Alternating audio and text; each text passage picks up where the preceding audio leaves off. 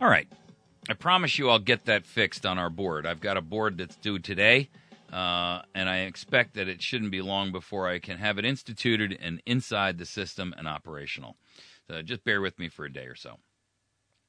Okay, in our fourth and final segment, there is a YouTube video which I posted up on our website and on our Facebook page. And in this, there's a young girl who's 13 years old. And what I found interesting about this is that she posted up or she actually was speaking on stage, and she there was a Canadian talk show host who basically stated that anyone who believed that GMOs should be outlawed is stupid. And she's a 14-year-old girl. She's a GMO activist. And so she actually challenged this radio or this TV talk show host and said, as long as you promise that you won't call me stupid, I'll come on your program and I'll have an intelligent, articulate discussion with you. I've got to tell you, I want you to hear it. And I'd really like you to see it because it's incredibly articulate. This is a 14-year-old girl who blew me away. She is brilliantly articulate. For a 14-year-old, she's got very, very clear and excellent reasoning skills, logic. And, you know, this talk show host who she went on with is really very, very condescending and almost I would consider it abusive. You know, one of the things that she kept talking about was the idea that we're entitled to labeling so that we can make a choice about whether or not we want to eat GMOs. And the host kept turning back and saying, well, you know, if you don't want GMOs, basically that's unfair because you're willing to allow everyone else to die in starving countries and all of these other things. And, you know, Rachel's real point was this, that Rachel's the 14-year-old girl. Her real point was this. If it's really all about testing, who's the control group? If all of us are eating GMOs, then how do we know whether GMOs are affecting us or it's something else? In any scientific experiment, you have to have a control group. Who would the control group be in this case? Well, it would be all those folks who are just unwilling to eat GMOs and stop buying those products that have that on the label. Do you get it? So the argument that this guy gave, which is that everyone should be willing to be a guinea pig for some nebulous benefit that might benefit everyone in some time down the road, and we don't even know what the truth of the facts of that is really amazing. Kudos to this girl for having the courage of her convictions to stand in the face of adversity and pressure from an actual shill. And he accused her of being a shill. And I find that reprehensible. I want you to hear this argument or this discussion. And so just stick with me for a moment. I'm going to play it for you in its entirety. It actually is a couple of minutes long. And so I want to make sure, though, that you have an opportunity to hear the whole thing. It's about 13 minutes. So just stick with me. I promise you'll find it valuable in the long run. And at the end of the day, you're going to find that this is really a very, very well-placed argument. And I think this is the kind of thing I want you to share, because this shows what people who think critically really address issues like this. Stick with me and listen to this.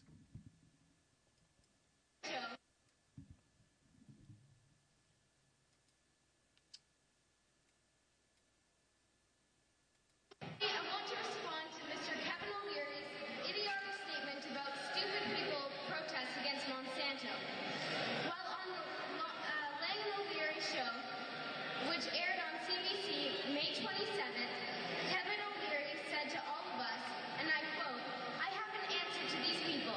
Stop eating. Then we can get rid of them." Well, I challenge you, Mr. O'Leary, to have me on your show next week, and if you promise not to use the word stupid, then I won't use the word fascist. Okay, so that was her challenge. This host said anyone who's unwilling to eat these GMOs is stupid and should stop eating them, and then we'd effectively get rid of them. Now, that was a pretty harsh statement from someone who's on television. And, if that kind of thing had been proposed for someone who said something, negatively along the lines, who is a conservative, they would have been lambasted and destroyed by the press. In fact, these people get away with it, and the guy proves it by abusing this girl even more when she actually comes on the show. What I want you to recognize is the difference of how well she handles herself and her arguments in total, which completely debase his. That was 14-year-old Rachel Parent throwing down the gauntlet to Kevin. The teen activist is passionate about genetically modified food and, as you just heard, takes issue with a lot of things Kevin has to say on the subject, including a show that we did some time ago. Rachel's an activist and the founder of Kids' Right to Know. Thank you for being here. Thank you for having me here today. I want to start with how you came to be passionate about this. What was it about GMO that actually drew you in the first place? Well, originally I had to do a speech for my school, and I really wasn't sure what to do it on. So I was researching these different topics, and I realized that GMOs actually affected everything.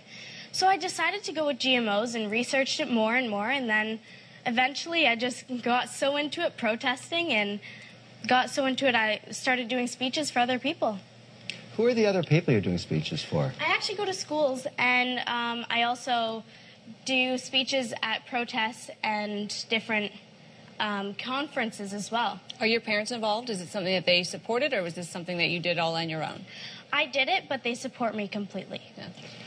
You know what a lobbyist is, right? Yes. Somebody, okay. Do you think you're a lobbyist for the movement that's against genetically modified foods? Would you call yourself that? No, I don't think so. And I think that I'm just a part of that movement, and I feel like I'm supporting the youth, really. And why, when you say Kids' Right to Know, why do you feel it's important? I mean, this is obviously an issue that's a political hot button, right? It's a fight in places like Europe, keeping the foods out of places, labeling them in America. It's all over the place. Why do kids in particular, in your view, need to have an awareness of this? For sure. I believe it's our future, after all. I mean, if you're going to do something to our food, we should definitely know about it.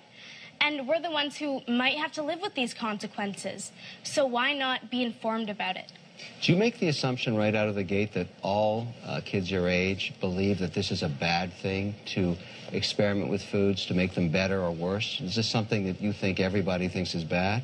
Not necessarily, but I believe that everyone has the right to know what's in their food. And that's exactly why my whole campaign's about. And that's why I just want GMO labeling, and that way people can make informed decisions about what they want to eat. Do you worry at all about being used? Kevin sort of alluded to this. There are huge lobby groups on either side of this. The companies that make the GMO foods and grains and the rest of it definitely have powerful lobby efforts, but so do the environmentalists and others. Do you worry about being used at all in this fight? No, because my own cause is different, I believe, because we're just the youth, and we're a complete part of it, but we're separate in a way because we're fighting not only for our food, but for our future and for our nature and our ecosystem. So I believe that we're completely different in a way, but we add to the group. Okay, let's drill into the issue. Let's say you weren't as lucky as you are, and you were born in an Asian country, you're 14 years old, your only food was rice that had no vitamin A in it, you're going blind, and then you died. 550,000 people your age die that way every year. And a company like Monsanto could come along and offer you a genetically modified rice that includes vitamin A that could save your eyesight and your life. How do you feel about that, Rachel? Actually, funny you mention this. Golden rice was scrapped because it didn't work. And in order for the average 11-year-old boy to get enough vitamin A from rice, he'd have to eat 27 bowls of rice per day.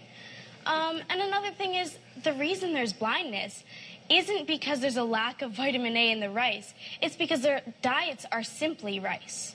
Well, that's the problem. You're saying even if he has to eat 30 bowls of rice, there's no vitamin A in what he's eating now. It's not scrapped. It's still being tested. And the bottom line is there'll be other ways to modify food to save people like that. Should we not be trying these things to help those that are dying, or are you against that too? Should we be messing with Mother Nature? Well, what do you say to a child your age that's going to die? What do you say? I mean, in all reality, because golden rice didn't work, how can we fight for that? And so you don't want to see any attempts to stop food from being destroyed by insects. I mean, what I'm trying to focus you on is there no merits to this at all from your point of view? My point of view is just that it should be, first of all, tested a lot more. I mean, it's only tested by the very companies that stand to gain by their approval. So I really think that we should have independent studies and then mandatory GMO labeling. That's my thing. That way we can, as consumers, have informed decisions. Well, there's two debates going on here. One, you want to see labeling. That's one thing. But are you against modifying food at all? Which one? I know this sounds radical, but yes, I am against genetically modifying our food. Rachel, I have a problem with that. That may be causing, or basically giving a death sentence to millions of people around the world that are not as fortunate as you are. You know that GMOs actually don't have higher yields either. Look, the point is to stop experimentation in a science like this that has so much promise could be a huge mistake and effectively be a death sentence for those that need higher yields if they can get them, plants that are not susceptible to insects, and indeed have more vitamins that they need to stay alive with. And I'm completely, you know what, actually, I'm totally fine, and that's completely somebody's decision, whether they want to eat GMOs or not. I'm totally okay with that, so they can keep growing it. That's totally fine, as long as they continue to test and also give us the choice, because it's our right to know. All right, You know, I got to just pause it here for a second. You know, this guy, Kevin, who later on accuses her of being a shill, and he uses the word shill for this. You know, here's the point. And you know, this guy is a skilled interviewer, and he's had an enormous amount of time and practice, if you will, on breaking down these arguments, because this is clearly something that he deals with on a routine basis within his programming.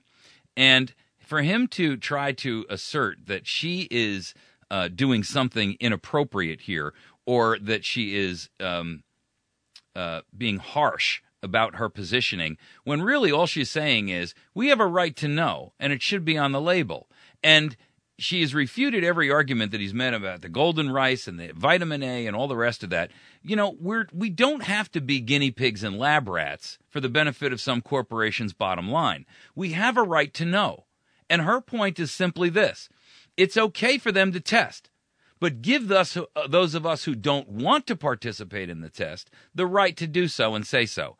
I find her arguments extraordinary, and I find him to be actually so deleterious in his approach to this issue that, frankly, that network ought to kick him off the air. Hang on. Here we go. We're going to take a quick break. When we come back, we're going to let Kevin O'Leary a little bit more. Stay with us after the break. Kevin and Rachel will face off on the issue of genetically modified food.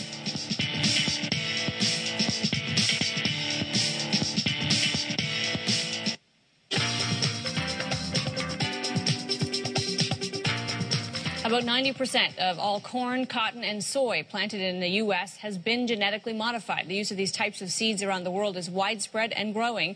Proponents say they help farmers plant more with less and ultimately help increase yield to feed the world. Critics say people need more information about food that's been altered for health and safety reasons. Rachel Parent is a teen activist and founder of Kids Right to Know. Great to have you here. Thank you. I want to talk about sort of this fine distinction, and Kevin was raising this before, but is it an all or nothing question? Because we, throughout history, whether it's, you know, the breeding of animals or, you know, introducing things like hothouse tomatoes, we do change the way things are grown, and we even change their makeup, their color, their, you know, the content of them.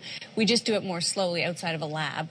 Is there some room to improve things scientifically if we safety test them, if we actually go through the same kind of FDA studies you have to do with a drug? Well, I think a lot of people also confuse hybridization with GMOs. Yep. And just to clarify, GMOs, it's a genetically modified organism, and it's where they take the DNA from a species such as it can be like bacteria, virus, animal, or even from a plant, and they insert it into the DNA of another species to introduce a new trait. For instance, a common trait is pesticide producing. So they'll make the crops pesticide producing, but they haven't adequately tested, and Monsanto's longest study is 90 days. That really doesn't determine how long-term it's going to affect our health, the environment, and even our entire ecosystem. Yeah. You know, saying Monsanto's testing in 90 days is a little mislabeling it, because many other organizations, including it sounds like some ones you're involved in, do much more testing. So a product comes to market, many people test it, including the government. So Monsanto knows that about food. Actually, can I just, in Health Canada nor the FDA do any independent studies, and they rely only on the very studies provided by the companies that stand to gain by their approval, like Monsanto. There's other companies as well, right? Yes, but they all do their own independent. Are there organizations on the other side of this debate that do? Is there any? What would the testing look like? In other words, what kind of testing would be reliable to say this is okay for the environment or the ecosystem? Definitely, we need a long-term study to determine if it's safe for not only our ecosystem but our health as well. Yeah. But Rachel, we're in a long-term study. You're eating genetically modified food, whether you like it or not. We're the lab rats. Exactly. And we have been for decades. And I think what I'm trying to get at about your point of view, and look, everybody has the right to have one, but to say that there's no merit to having science try and make yields better or foods better or help people's problems on a dietary basis sounds a little extreme. And I'm wondering, as time passes, because I have a case study in my own home. I had a daughter your age who, at the same time, she was vehemently opposed to this. She decided to make a documentary film, and she went through the process of researching it. I'm going to show you a clip of it, and she was just like you. She doesn't feel that way today anymore. You know, actually, Kevin, I have seen this video, and I don't necessarily agree with all the points that are made. And I do have some information that I can share with you after she went about at it from both sides. She didn't make a claim at the beginning that she had a point of view. She said, I'm going to examine both sides. And I wish for you the same thing, because to stay on a point and you know, actually, I have examined both sides, but I choose to follow this side. And you would side. prefer to see no more work Not in GMOs. necessarily this, but I do believe if they're going to work, not only that they have to test it, but at least give us the right to know what's in our food. Okay, different issue around labeling. I think everybody gets that, and I think the trend in society now is more transparency, and you're going to get labeled. Fine, okay. But I'm trying to explore whether you have any flexibility in your thinking about the merits of science and food. It doesn't sound like you do, and I find that not good, actually. Actually, you know what? If they want to experiment, okay, but that brings me back to the labeling. At least give us the choice. The truth is, though, as we know, virtually every product in the grocery store would then be labeled GMO. One danger that you'd face is we would just become immune to that label. We would accept that it's everywhere. As Kevin says, we've been exposed to it for decades, and we'd shrug and say, well, it may be killing the monarch butterflies, but, you know, I've been eating it for 10 years, so I'm not going to stop now. Are you worried about that aspect of this? Not necessarily, because at least then they have the choice if they want to eat it. But the people like me will find the odd... Well, we don't really. I mean, I don't have a choice to avoid GMO corn if I live in America, right? Because it is all genetically modified. It's pretty much all... So if I'm going to eat corn or any corn-based products or any corn flour or anything that's derived from it, I'm eating this stuff. So that's a pretty tough choice to make. I mean, there are the odd ones that aren't, and that's why we do want labeling. That way we do know which ones are. You know, you're very articulate. That's a positive. What I'm concerned about and what I'm exploring with you is whether you've become a shill for a group that wants to use you because you're young, you're articulate, you're getting lots of media, and I'm happy for you on that. But I'm trying to figure out whether you really deep down believe this, that you should stop all scientific approach to looking at food, even if it has long-term benefits down the road for people that really are not as lucky as we are in North America, that don't have access to all the protein we do. That can't be your position. I don't believe it. It's not necessarily that, and this brings me again back to the labeling, because I mean, at least test it properly, adequately.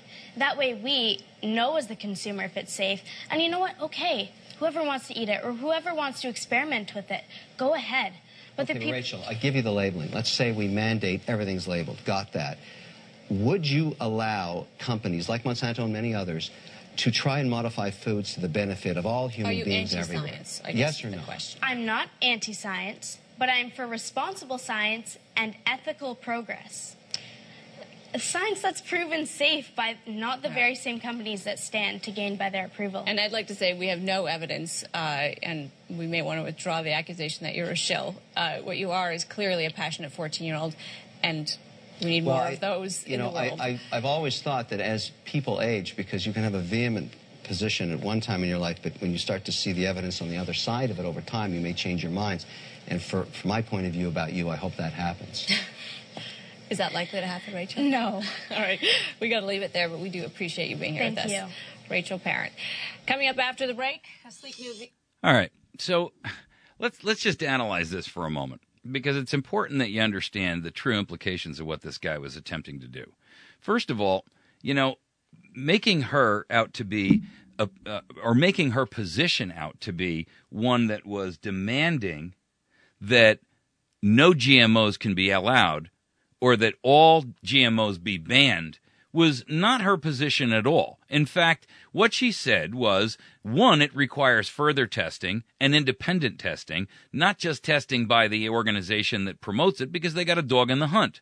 Secondarily, we're entitled to know what is in our food so that we have the option to opt out. And this guy, Kevin, consistently sat there and said to her, well, that's not necessarily true. You're eating it all this time. And you know what? The organic food craze came about largely as a result of the fact that people didn't like what was in their food. And now you see an entire industry built around organic food. So the guy is intellectually dishonest right off the bat. And I got to tell you that, to sit there and beat on her like he did was an actual shameful and shameless performance on his part. Then he tried to bring his own daughter into it, and he professed that she should follow that model, which is after you've done some homework, you're inevitably going to realize that you're just a foolish child who really doesn't understand the true implications of these issues. And I got to tell you, not everyone jumps into something, and we don't even know what his daughter's position was on, and I don't even care. Maybe he was just trying some shameless self-promotion for his daughter's video. I don't know. But what I can tell you is this. Asking her if she's a lobbyist, asking her if she is a shill for the project is just beyond the pale. I mean, really, we're entitled to know what's in our food supply. And I applaud this girl for having the courage of her convictions and being able to stand up there and say, and, this is what I believe. I'm not going to change my opinion. I don't think that there is going to be or information that comes out as a result of future studies that will change my position. But what I'm saying is, if you want to test, that's fine. If you want to grow, that's fine.